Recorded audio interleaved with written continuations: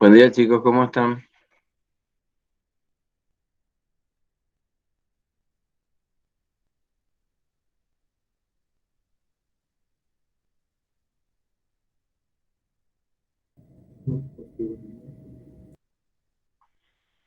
¿Qué fue esa voz de ultratumba? Buen día, profe. Buen día, buen día.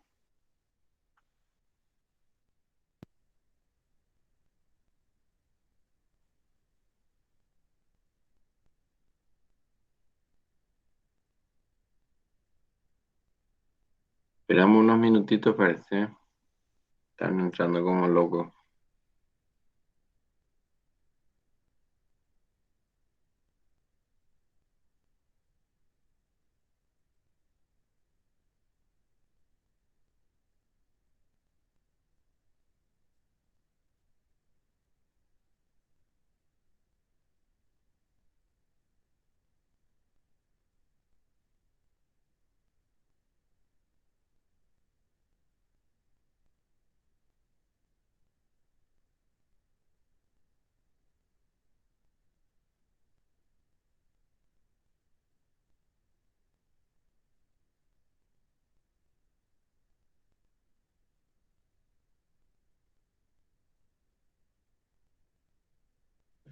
Bueno, podemos ir comenzando de a poquitito.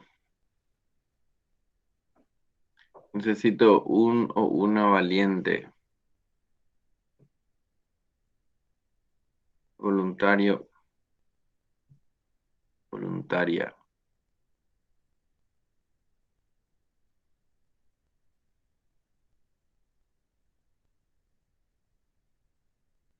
No se peleen por participar, ¿eh?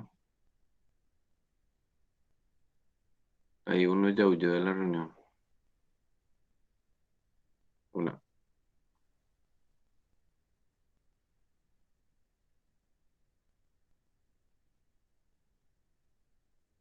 Necesito un voluntario.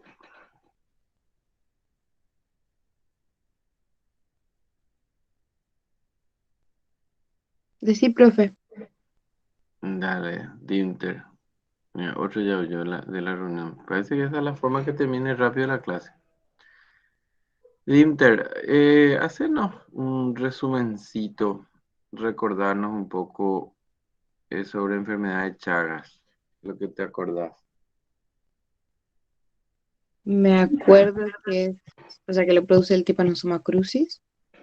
Muy bien, Eh, Se relaciona como con vísceras agrandadas, cardiomegalia, me acuerdo. sí.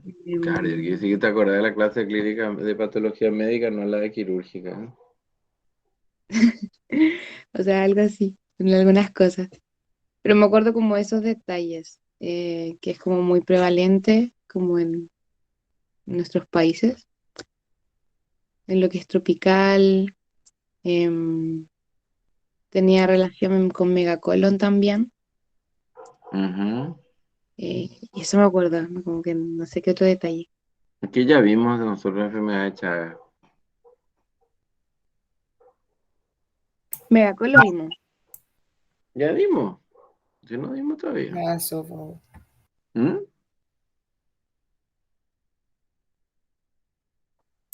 Acalasia, Acalasia y mega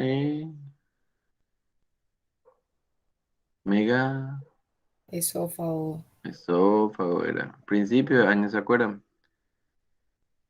Sí, ¿Qué profe. pasa hoy que todo el mundo huye de la reunión? En vez de aumentar, disminuimos. Mega esófago.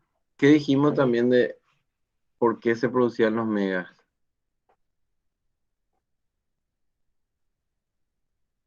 en el caso del esófago era porque no se podía relajar el esfínter esofágico inferior, lo que provocaba que el peristaltismo fuese ineficaz, ¿verdad? Exactamente, un esfínter natural que perdía esa capacidad de relajación. Muy bien, exactamente. ¿Y por qué se producía esa pérdida de capacidad de relajación?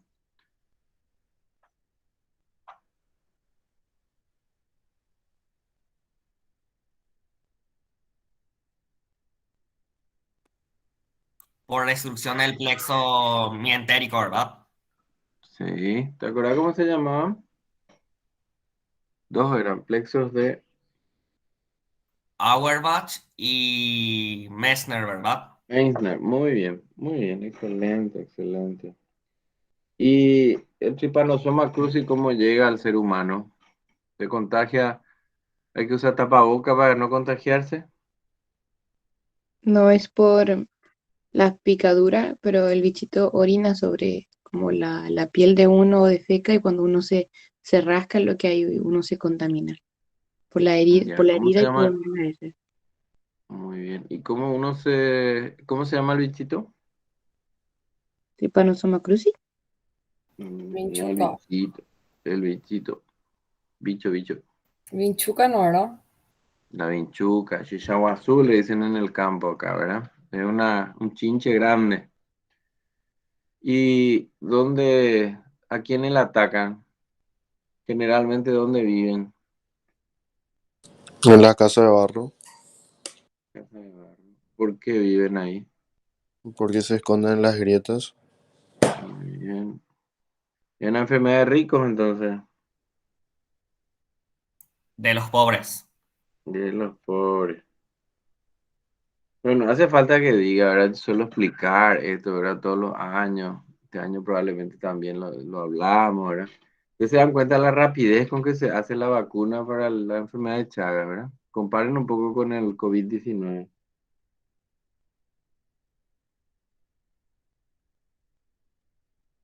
No les llama la atención.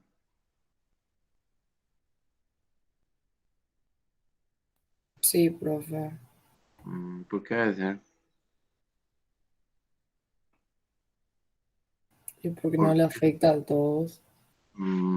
claro.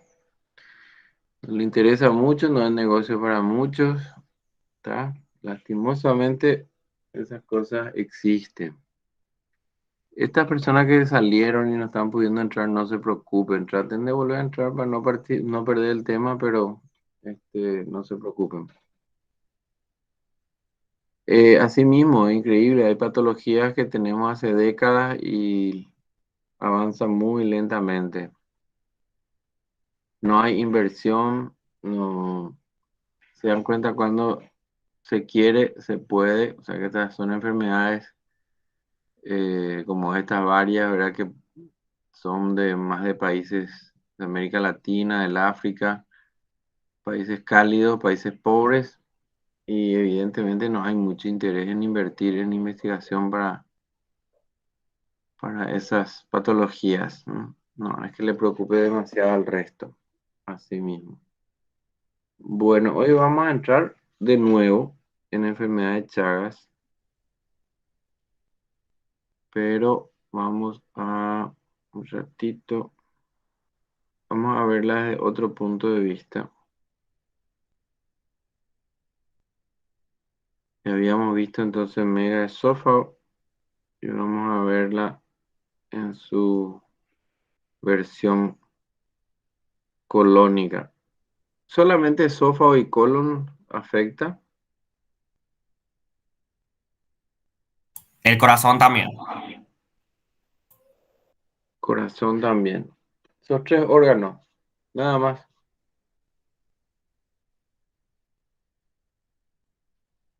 Creo que puede afectar a más órganos, pero esos son como los más frecuentes, ¿no? Esos son los más frecuentes. Puede haber megavesícula, megavejiga, eh, megavejiga urinaria también. Delgado aparentemente a veces ataca, pero son muy, muy raros, ¿verdad? En general, los órganos blancos más afectados, evidentemente corazón, en nuestro país colon y en tercer lugar esófago.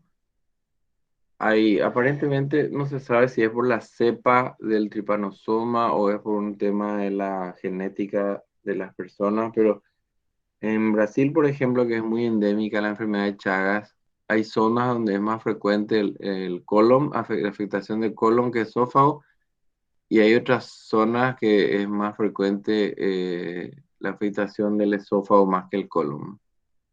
Entonces parecería ser como que fuesen variantes otra vez dentro de la misma enfermedad. Están viendo mi pantalla, ¿verdad?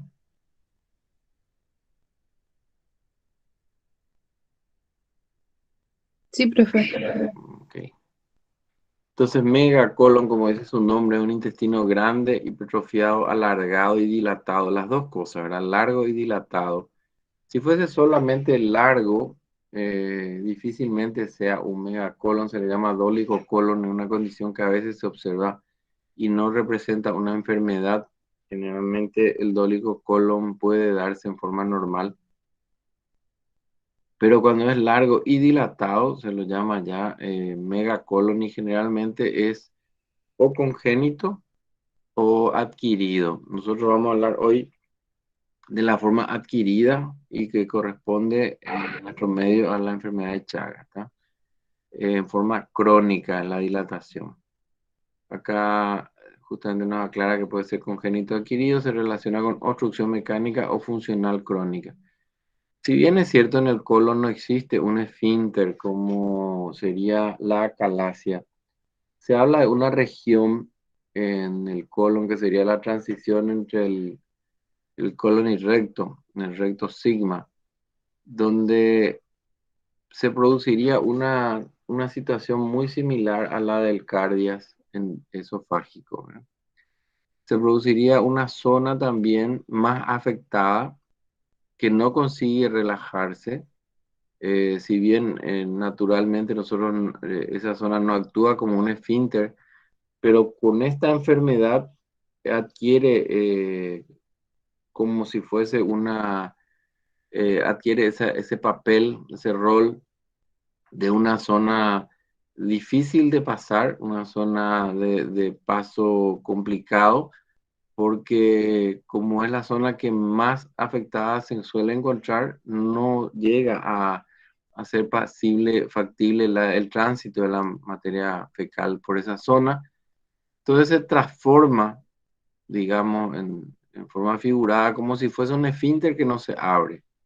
La misma cosa, ¿verdad? Por lo cual eh, es muy poca la frecuencia con la cual se afecta el recto. Sin embargo, el colon sigmoide suele ser una de las zonas en el colon más afectadas con más frecuencia. Se produce un megasigma y un megacolon descendente, ¿verdad? Puede ser primario, como dice acá, o secundario según la afectación o no del sistema mientérico. En nuestro caso vamos a hablar de aquel que afecta a los plexos de Meissner y Auerbach. Entre lo congénito, enfermedad de Hirschsprung, eso van a ver en pediatría. Y entre los adquiridos, nosotros nos quedamos con la versión de Chagas, que es la que predomina en nuestra región. Pero tienen que recordar de que hay otras patologías que pueden también afectar ese tamaño, consistencia, tonicidad normal del colon y que permite que el colon se mantenga con su estructura normal, ¿verdad? Varias de esas causas están citadas en este. De nuevo recordar a Carlos Chagas, un investigador brasilero que consiguió identificar la enfermedad, su vector y el, el transmisor, ¿verdad? El órgano sería el insecto transmisor. Hablamos ya de esto, ¿verdad? Suele ocurrir en las casas, suele habitar el tripano, la vinchuca en casas de gente pobre, no porque sean pobres, sino porque el tipo de construcción facilita la formación de rendijas. Vamos a ver un poquitito aquí, vamos a habilitar el puntero. Sabemos cómo estas rendijas con la lluvia se van marcando esta zona de transición entre techo y pared, a veces también con chapa. Hay una forma de construir en el campo que se llama el estaqueado, que son unos palos que se colocan en forma vertical y se rellenan de barro. También son formas que propician la formación de pequeños o grandes orificios donde la vinchuca habita tranquilamente, ¿verdad? Y como dijimos a principio de año, ¿por qué se le ocurre a la vinchuca vivir en ese lugar? Y porque tiene una casita cerca del lugar donde come. Porque nosotros somos su alimento al llegar a la noche, cuando la gente se acuesta a dormir, entonces la vinchuca pica y en el momento también de luego de picar defeca y en la defecación es donde están los parásitos. Cuando en forma consciente o inconsciente nosotros rascamos la picadura, llevamos esa materia fecal del bicho contaminada a nuestra herida y nosotros mismos nos contagiamos con la enfermedad de Chagas. Serían vistas del tripanosoma, la misma, las vistas con microscopía electrónica. Y entonces queda claro que la epidemiología va en zonas endémicas, entre ellas población del Chaco y algunas zonas también de la región oriental. Se da por la exposición al vector, que si bien el vector también puede habitar muchas regiones de nuestro país, no todas las regiones tienen vinchucas contaminadas. No porque sea vinchuca va a transmitir sí o sí la enfermedad de Chagas, tienen que ser vinchucas también que sean portadoras del Trypanosoma cruzi. Generalmente dijimos en viviendas precarias, pacientes humildes que provienen de áreas endémicas. Esto es lo que se observa en países como el nuestro. ¿Cómo se presenta clínicamente? Constipación pertinaz, distensión abdominal, de larga data, ¿verdad? El paciente no se percata en qué momento va perdiendo peso, pero cada vez va, si es por esófago, ustedes recuerdan que era el tema de evitar cada vez tragaba menos sólidos, va reemplazando su alimentación con comidas cada vez más masticadas, más cortadas, más pequeñas y por último semisólidos y líquidos, ¿verdad? En el caso del colon, la persona va teniendo un abdomen voluminoso por la retención de materia fecal y eso también a veces comprime la cámara gástrica, por lo cual también a veces la persona va perdiendo el apetito en forma indirecta. Con el paso de los años se va dando un adelgazamiento extremo, pero paradójicamente la persona puede tener un abdomen globuloso en forma irregular a expensas de esa gran masa que es la retención de materia fecal. En algunos casos se puede ver reptar el colon bajo la piel en el esfuerzo del colon por vencer la obstrucción que sería esta zona que hablamos, ¿verdad? La transición recto-sigmoidea. En pacientes ya con enfermedad avanzada puede darse un intestino con una consistencia sólida. Pétrea es bastante difícil, pero se observa en etapas muy avanzadas de la enfermedad, sobre todo consistencia sólida, elástica. Uno consigue palpar el colon, sobre todo la materia fecal que se encuentra en su interior, y al palpar uno consigue moldear en cierta forma esa materia fecal dejando algunas marcas de la zona donde nosotros palpamos. Vamos a ver más adelante cómo se llama ese signo semiológico.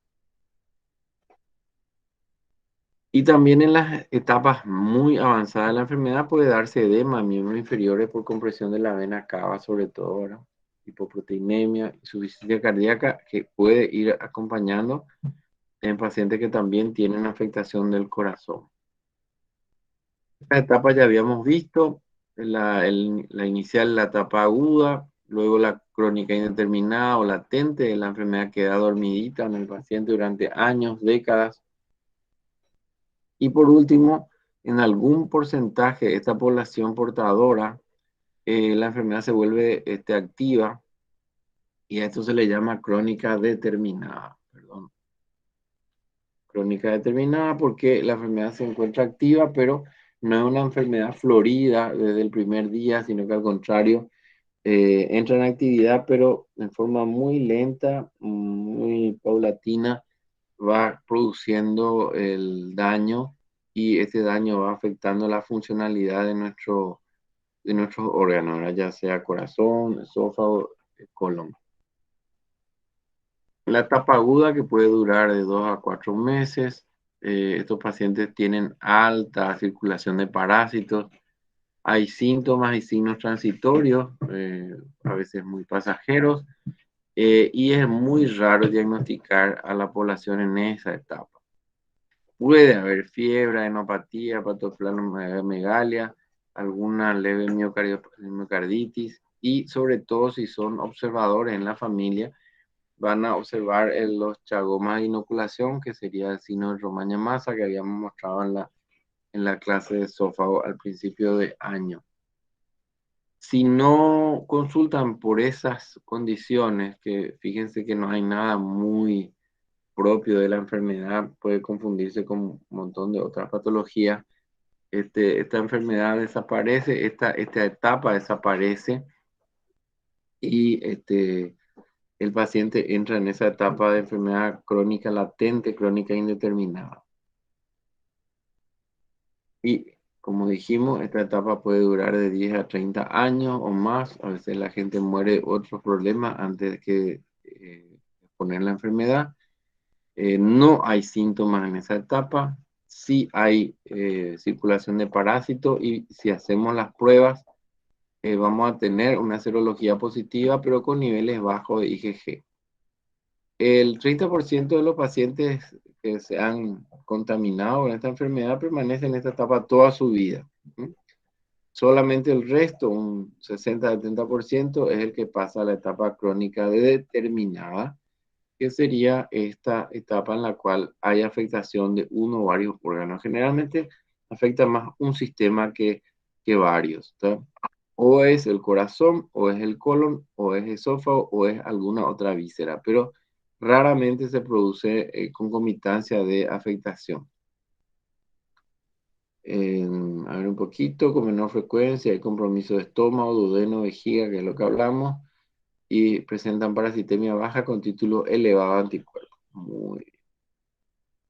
La clínica, entonces, se debe sospechar megacolon cuando un paciente presenta signos de obstrucción incompleta del colon. Hay detención de heces, pero no de gases. Ustedes, si se acuerdan, la clase de obstrucción colónica, para que se dé una obstrucción completa del colon, tiene que haber detención de heces y de gases. En este caso, el paciente deja de eliminar materia fecal, nosotros lo interrogamos y él mismo sabe que él va de cuerpo raramente cada 2, 3 semanas, a veces inclusive más, pero no tiene problemas en eliminar gases.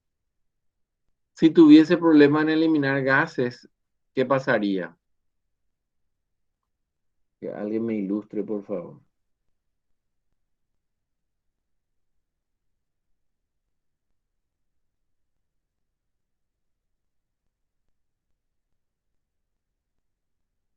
Parece que todos se fueron a dormir de vuelta. Iba a haber dolor abdominal, profe. Dolor abdominal. Y si deja de tener, entonces, si pasa a tener detención de heces y de gases, ¿qué pasa con el paciente? Aparte de que le aparece dolor, ¿en qué se transforma nuestro cuadro?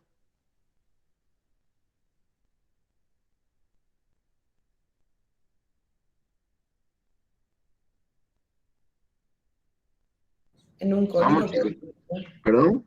En un cólico. Inicialmente cólico, dolor, pero no puede eliminar heces y gases.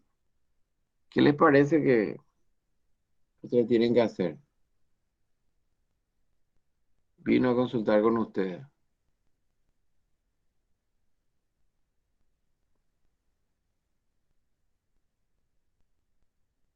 Estamos Y no terminando tenés el que hacer año. un diagnóstico tipo ¿Qué? diferencial porque ya es una obstrucción completa.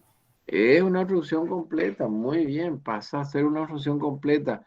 ¿Y eso es un cuadro para mandarle a la casa al paciente? No es un cuadro No. quirúrgico. Es un cuadro, una emergencia médica. Podemos discutir si es quirúrgico o no, porque eh, cuando vean clínica quirúrgica van a ver que cuadro de obstrucción por megacolon en algunas circunstancias puede ser tratada en forma no quirúrgica.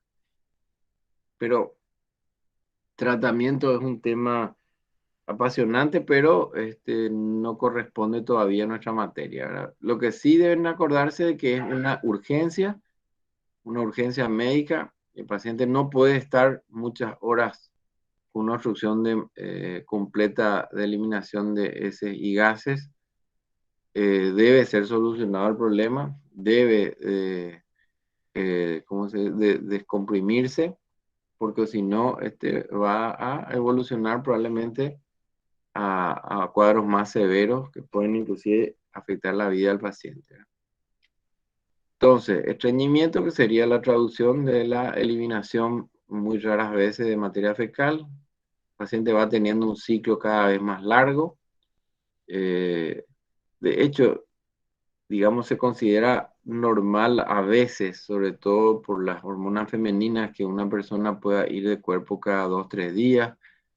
Pero en estos casos la persona van estirando una vez cada semana y media, 2 semanas, 3 semanas, entonces va teniendo un ciclo defecatorio muy alargado, lo cual evidentemente ya no entra dentro de la posibilidad de que sea un ciclo normal.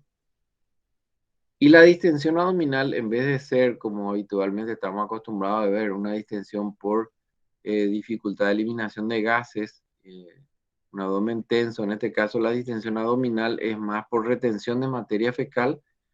Es un abdomen que, si bien no es tenso en gran parte de las zonas que palpamos, pero si palpamos sobre todo hacia el lado izquierdo, donde está el colon descendente y el colon sigmoide, vamos a poder palpar en la mayoría de los casos una masa tumoral blanda, sólida y blanda, que corresponde a la materia fecal retenida.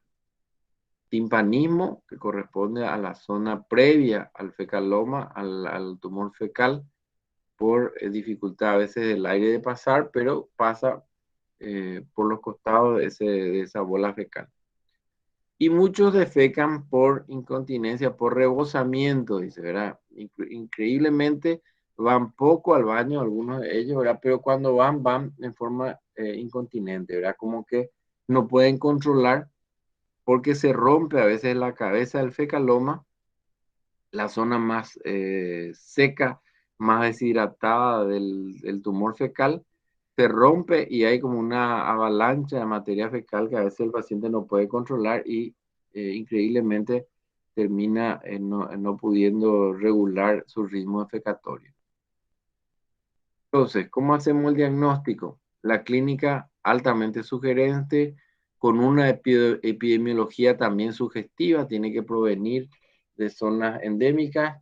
En su historial generalmente podemos recoger el dato de que habita o ha habitado en casas rurales, con las características que pueden ser compatibles con la presencia de la vinchuca. Y empezamos con una radiografía simple donde vamos a ver distensión de gases, distensión de asas, perdón, sin aire en el recto, que recuerdan ustedes son 3 lugares habituales donde tenemos que encontrar aire dentro del tubo digestivo cuando hacemos una placa simple de abdomen. Podemos pasar a un enema opaco, donde vamos a encontrar ya el cambio brusco, la dilatación, cambio brusco en el diámetro del recto y sobre todo del colon sigmoide y del colon descendente, retraso en la eliminación de contraste, contracciones en diente de sierra, que correspondería a esa pequeña como fibrilación que hace también la pared del colon para tratar de vaciarse, parecido a los movimientos del esófago también en etapas avanzadas de la enfermedad. Si hacemos una manometría anorrectal, vamos a encontrar ausencia de relajación del esfínter anal interno y sobre todo vamos a encontrar zonas de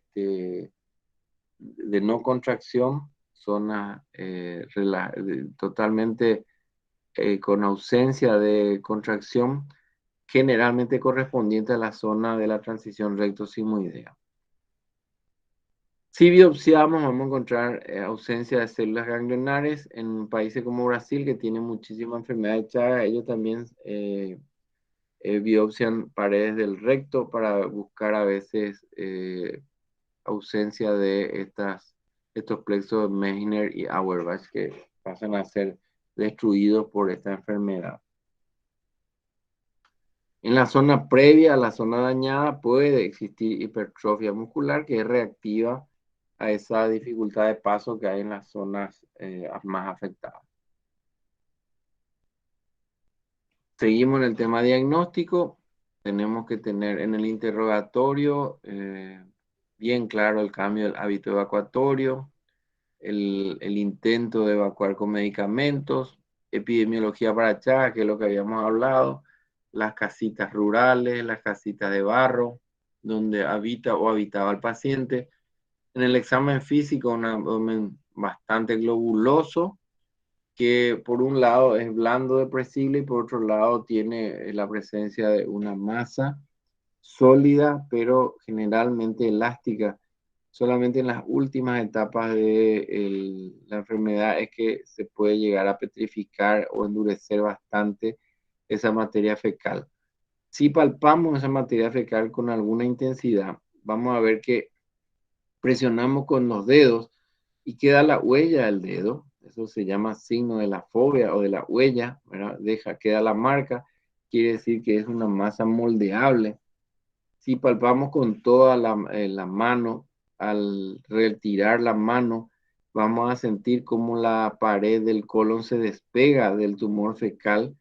Signo del cierre magnético está descrito en los libros, sobre todo porque son libros del viejazo, ¿verdad?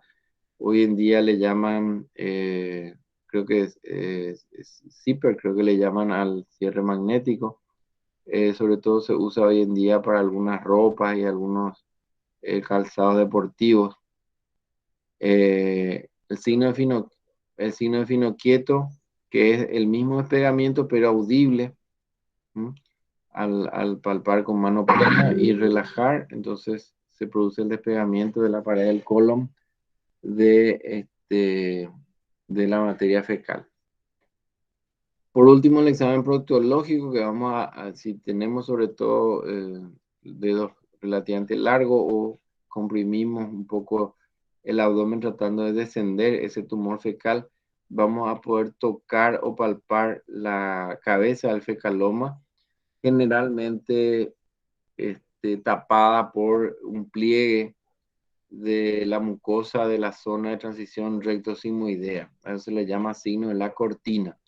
Y por último, el diagnóstico se completa con laboratorio. En nuestro país lo que más se usa es inmunofluorescencia indirecta para Chagas, ¿verdad? La IFI para Chagas, que ya habíamos hablado también en esófago. Entonces repetimos: radiografía simple, radiografía con contraste, colon por enema, que es lo más usado. Podemos mirar rectosigmoidoscopía, se usa mucho. Les aclaro que esto no entra, dijimos, pero la rectosigmoidoscopía a veces se usa mucho como un método diagnóstico y a veces terapéutico, porque con el rectosigmoidoscopio, sobre todo rígido, se puede conseguir enderezar el colon, que a veces está girado, está volvulado y produce un cuadro de obstrucción colónica. Vamos a ver en unos minutos ese cuadro. La rectosigmoidoscopía, entonces, sobre todo rígida, que nos permite como liberar la obstrucción en algunos casos. La manometría, dijimos, vamos a encontrar reflejo rectonario inhibitorio alterado y dijimos que podía servir también para facilitar el diagnóstico con la biopsia de colon. Profe, Sí, dime. ¿hasta cuánto tiempo es relativamente aceptable, digamos, no sé si estreñimiento o no irse al baño luego? ¿Hasta cuánto? Y no existe un parámetro de que, bueno, son 5 días y en el 6 estás enferma. Vuelvo a repetir, en las mujeres, por un tema hormonal, es muy frecuente, sobre todo en el periodo hormonal activo, es muy frecuente el estreñimiento, porque de hecho las hormonas femeninas producen estreñimiento. Hay mujeres que en forma normal, para ellas, ¿verdad?, van de cuerpo cada 3, 4, 5 días. Si eso no se prolonga en el tiempo, sino es algo que, digamos, de jóvenes cada 3, 4 días, después cada 5, 6, 7, 8 y va pasando y va aumentando, ¿verdad? Se puede considerar que para esa persona es normal ese ritmo defecatorio. La buena noticia es que generalmente con la menopausia hay una cierta tendencia a disminuir, a normalizarse, porque justamente disminuyen esas hormonas femeninas que son las que estimulan el estreñimiento. ¿Está? No sé si te respondí la pregunta, pero no te voy a dar una fecha, un número, porque ese número no existe. ¿Está? Sí, profe, gracias. Ok. Acá vemos una placa simple. ¿Qué le llama la atención a esta placa simple?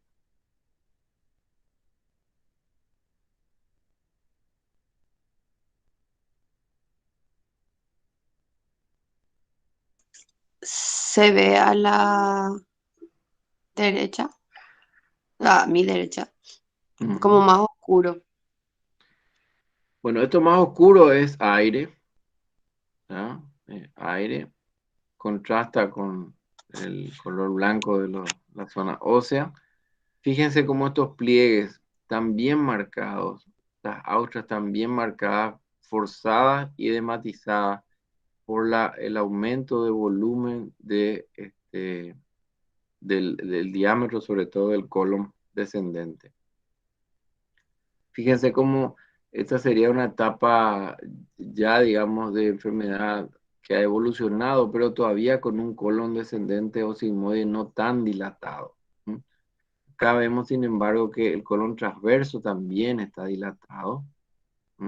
Si bien no se ve con la misma oscuridad que acá se ve, pero fíjense cómo estas rayas nos están dando el diámetro que hay producido por las austras. Quiere decir que el colon transverso o es el descendente que está curvado, está muy dilatado también, ¿verdad? La placa simple nos da este tipo de datos que nos guían y nos inducen a seguir la investigación con una radiografía contrastada que generalmente se hace no por vía oral, sino el contraste se introduce por vía rectal. Se llama eso colon por enema opaco. No se suele usar doble contraste como en otras enfermedades, se usa el enema opaco, se introduce un tubo que tiene un balón inflable que impide el retorno del contraste y se va introduciendo, cambiando de posición al paciente, entonces va a ir tiñendo todas las zonas del colon, ¿verdad? Acá en este caso es sin contraste. Si introducimos contraste, veríamos una imagen como esta, ¿verdad? Fíjense, colon sigmoide, colon descendente, acá ya hay una redundancia del colon, colon transverso y colon ascendente. Esto es un dólico mega, ¿sabes? Porque es un colon alargado, elongado y dilatado, las dos cosas, ¿verdad? Dilatado por el diámetro y elongado por esta exuberancia de longitud. Sabemos que el recto también está dilatado. Si bien el recto es una porción bastante complaciente, digamos, del tubo digestivo, vemos cómo acá tiene un diámetro mayor al normal.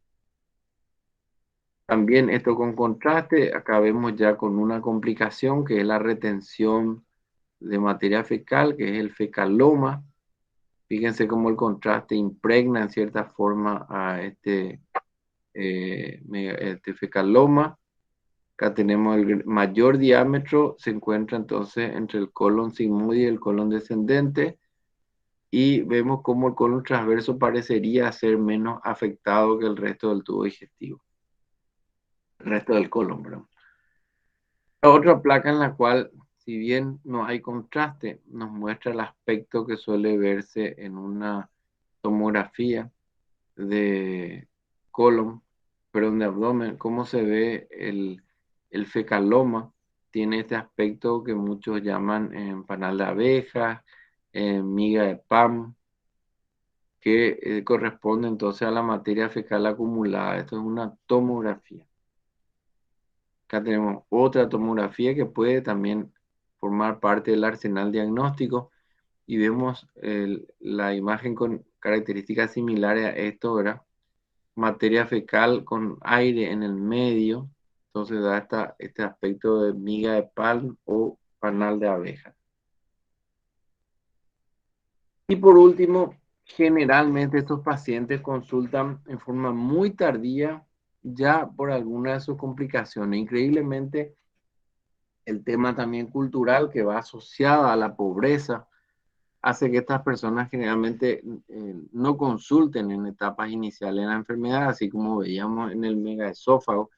Estos pacientes también tienen una alteración, en este caso del ritmo defecatorio, y no les mueve a consultar, no les lleva, no les motiva a acudir a preguntar por qué ocurre eso con ellos, se adaptan a esas circunstancias y generalmente acuden a la consulta ya por una de las complicaciones. Vemos 3 complicaciones principales: vólvulo, fecaloma y perforación. Podemos decir que el fecaloma es la complicación más frecuente, es la primera complicación que aparece, justamente, digamos, va acompañando a la dilatación del colon, va acompañándose a la retención de materia fecal. En el caso del fecaloma, entonces, el abdomen es globuloso, globoso, como dice acá, globuloso, pero asimétrico. Generalmente la zona de mayor distensión es el lado izquierdo, la zona derecha generalmente está menos distendida. De hecho, la zona derecha es la más blanda, más palpable, y la zona izquierda es la que al palpar nos encontramos con el tumor que dijimos sólido, elástico, que correspondería a la masa fecal retenida, ¿tá? Si hacemos presión, dijimos, vamos a tener el signo de la huella o la fóvea que deja la marca de nuestro dedo en ese tumor fecal. Al levantar la mano o el dedo, tenemos los signos del despegamiento, que dijimos que era el signo de Yersuni, o si lo escuchamos, se lo llama signo de Finochieto, ¿ya? Al hacer el tacto rectal, si conseguimos palpar, hay que hacer todo el esfuerzo para palpar la cabeza del fecaloma, que estaría generalmente la cabeza del fecaloma se correspondería a la zona de transición de recto sigmoide y generalmente tapado en forma parcial por el pliegue que separa el recto del sigmoide, y a eso se le llama el signo de la cortina. ¿Por qué? Porque nosotros, para poder tocar la cabeza del fecaloma, tenemos que enganchar ese pliegue mucoso y ahí recién, con el dedo, ¿verdad? Lógicamente, y ahí recién vamos a poder tocar o tactar la cabeza del fecaloma propiamente dicho.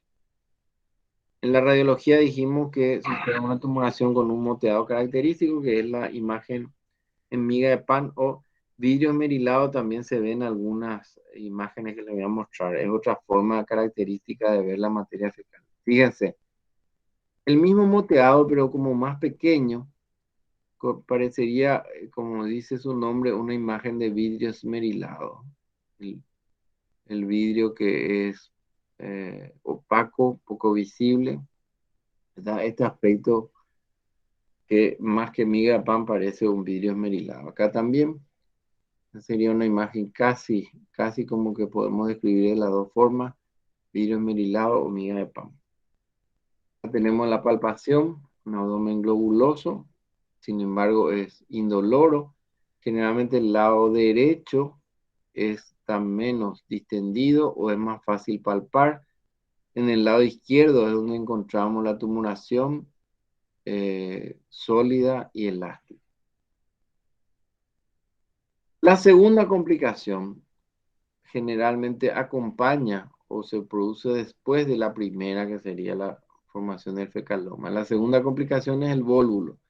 Vólvulo significa dar vueltas o torcerse, girar sobre su eje. En este caso, el vólvulo intestinal del megacolon se produce cuando el intestino gira sobre su eje mesentérico.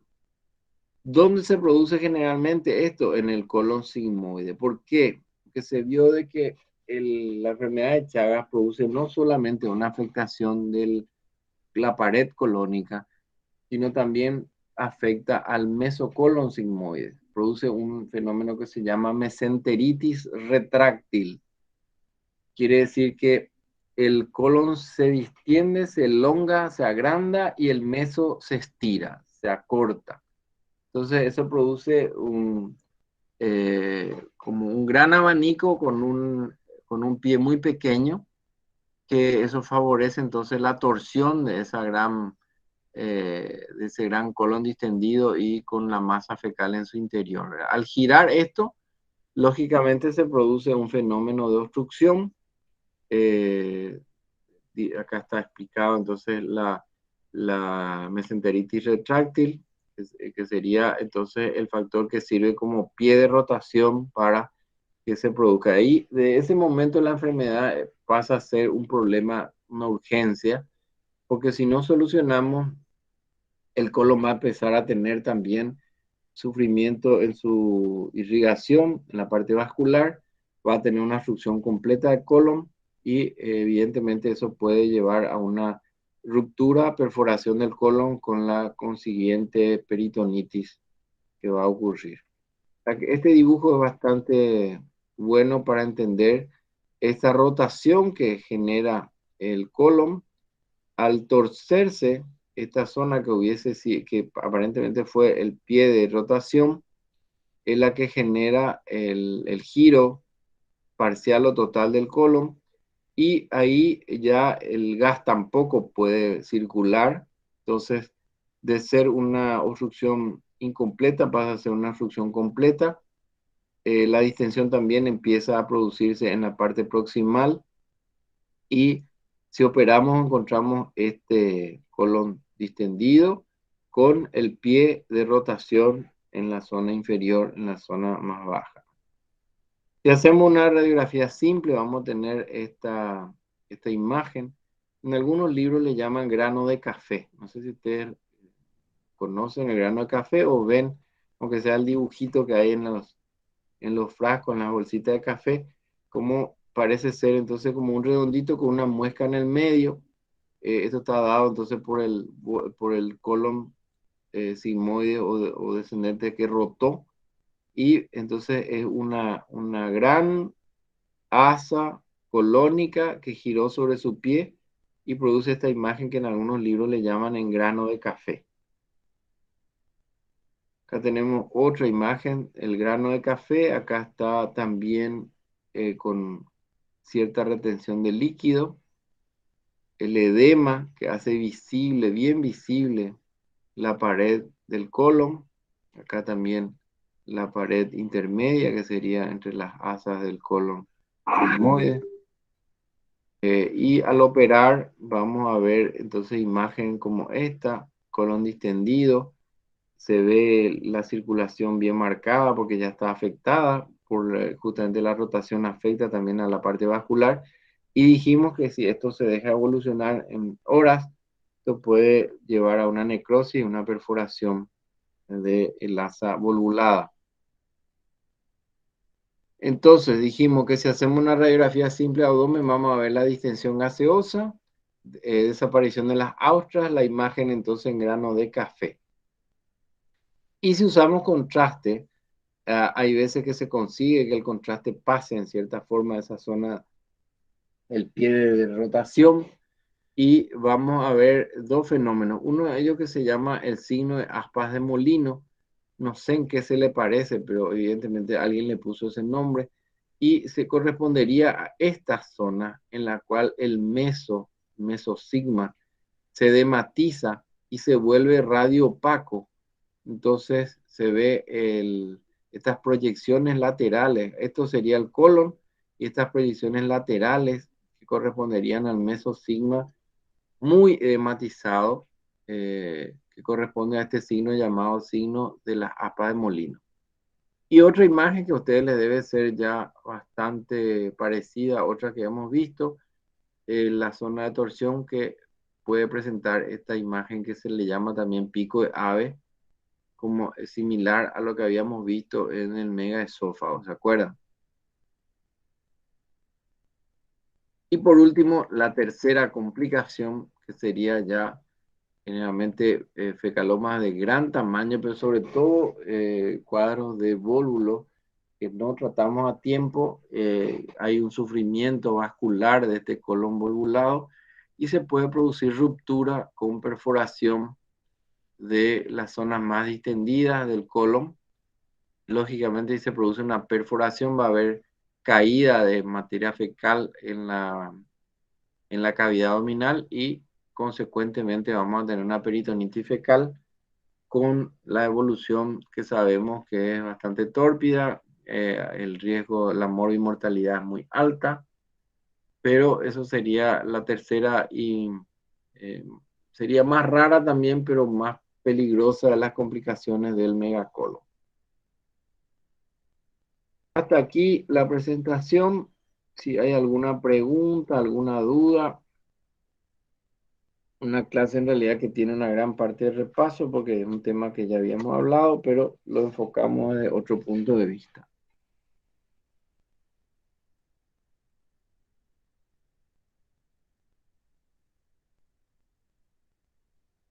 ¿Alguna pregunta?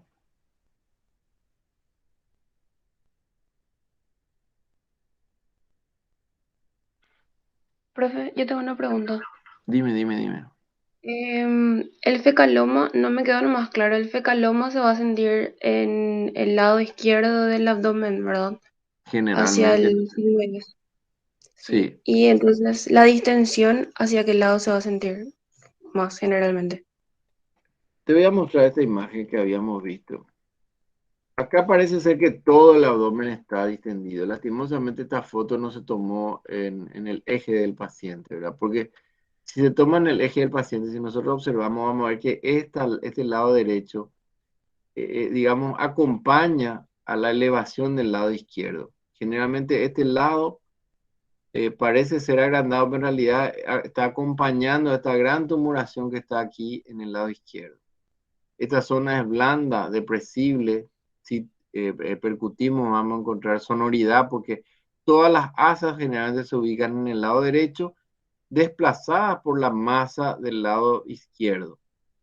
Como la zona más afectada dijimos que es el colon sigmoide y el descendente, el fecaloma generalmente también se ubica en el lado izquierdo, fosa ilíaca izquierda, flanco izquierdo, ¿tá? Y esta masa que ya es tan grande, que fíjense ocupa prácticamente todo el hemiabdomen izquierdo. Si palpamos acá es donde vamos a encontrar el signo de la fobia, el signo de Yersuni, no de este lado derecho, sino del lado izquierdo, ¿tá? Ya, profe, gracias. Ok. ¿Alguna otra preguntilla?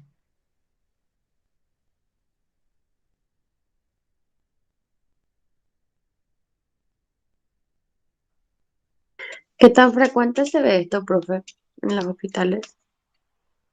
Y en los hospitales se ven, en los hospitales generalmente pacientes que vienen del interior. Raramente van a ver esto en sanatorios privados. Rarísimamente van a verlo en sanatorios privados, pero en los hospitales públicos se ve, sobre todo en salas de cirugía, van a ver este tipo de pacientes que consultan eh, por los fecalomas. Generalmente se internan para evacuar los fecalomas, se hace una limpieza, se trata de evacuar, eh, se trata de, digamos, romper la masa que está formándose, o pacientes que tienen cuadros de vólvulos iterativos, ¿verdad? El vólvulo, perdón, el colon gira, se obstruye, hay maniobras, como le dije, que van a ver en clínica quirúrgica para devolvular el colon. Pero no siempre porque uno coloca en su lugar, eso ya queda ahí, sino sin embargo hay pacientes que tienen una cierta tendencia ya por la posición, por la mesenteritis retráctil, por la gran distensión del colon que vuelven a volvular. Entonces, a veces son pacientes que concurren frecuentemente a la sala de cirugía y algunos que ya de hecho se les define ya como pacientes quirúrgicos y están en plan de corregir. Se, se saca la zona afectada, la zona distendida y la zona que actúa como válvula, que dijimos correspondería a la zona de transición recto-sigmoidea. Pero no quiero confundirles con eso, el tratamiento es más clínica quirúrgica, pero esto se ve en nuestros países latinoamericanos se ve en salas de internación de hospitales públicos. Casi sería rarísimo que ustedes acudan a una sala de internación de cirugía de un hospital público y no tengan ningún paciente con megacolon internado, ¿verdad?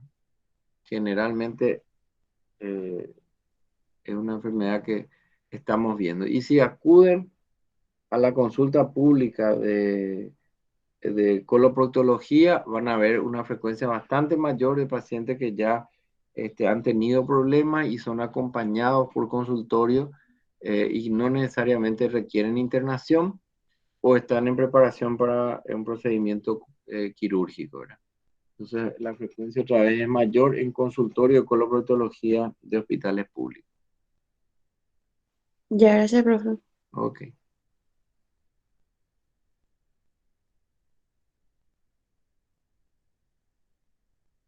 Si hay alguna otra preguntita, les comento lo siguiente. La semana que viene es nuestra última semana de clases como tal. Tenemos una clase con el doctor Lurachi, otra conmigo, otra con los muchachos los sábados. Y a partir de allí tenemos una tanda de exámenes uno detrás de otro. Tenemos el séptimo parcial, el octavo parcial, después el recuperatorio y ya entramos en la fase de exámenes finales que van a ser presenciales si todo va bien. Entonces, quiero que aprovechen y empiecen a leer, a estudiar con más intensidad y esta última semana aprovechen para hacer las preguntas correspondientes. Si hay algún tema que quedó pendiente, alguna duda que les aparezca cuando empiecen a hojear los libros y empiecen a leer los temas nuevos. Si no hay más preguntas, es todo por hoy. Buen resto de jornada. Suerte. Chau, chau, Gracias, chau. profe. Gracias, profe. Ok. Gracias, profe. Nada, suerte, suerte.